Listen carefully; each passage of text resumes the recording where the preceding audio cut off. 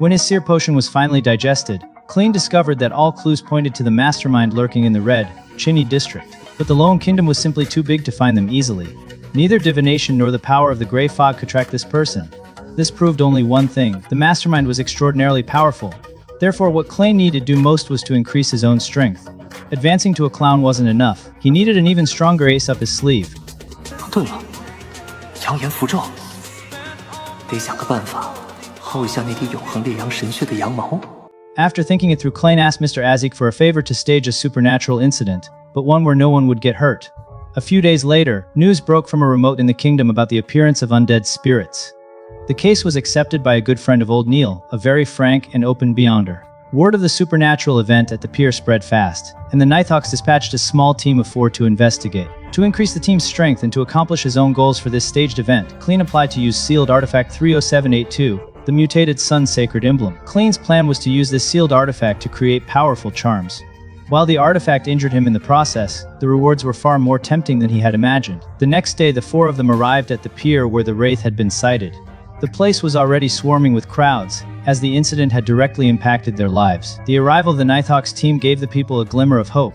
However, Klein would never have guessed that this small event was just a minor interlude. Remember Old Neil's drinking buddy? Something went wrong while he was on a mission to find Lanavus.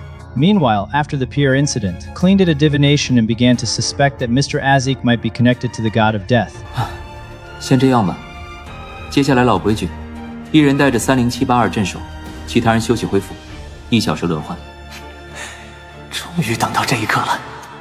Using the sealed artifact was the real reason Klein had planned this event. But as he began the ritual, things took a sudden turn. Massive waves erupted from the water, and a monster appeared, killing all the nearby fishermen. The chaos forced Klein to stop the ritual. A creature covered in fins with a mouthful of sharp teeth leaped onto the deck. This no strange sight for them. They had seen many Beyonders lose control. And this monster, a sequence 8 before its transformation, would be tough to handle.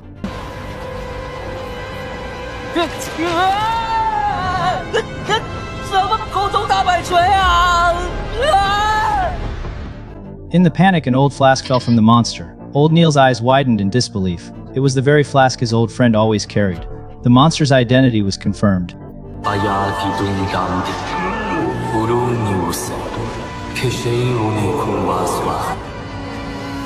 After his teammates managed to restrain the creature, Old Neil looked at the face of his dear friend. His heart ached with grief, but there was nothing he could do.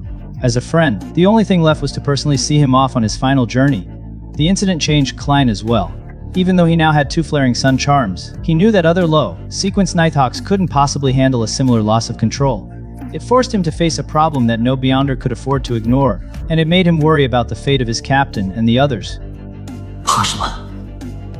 连神的妖魔我都能薅到手，凡事总有办法解决。 As he tried to build up his courage, Klein wondered, do higher sequences have better self-control?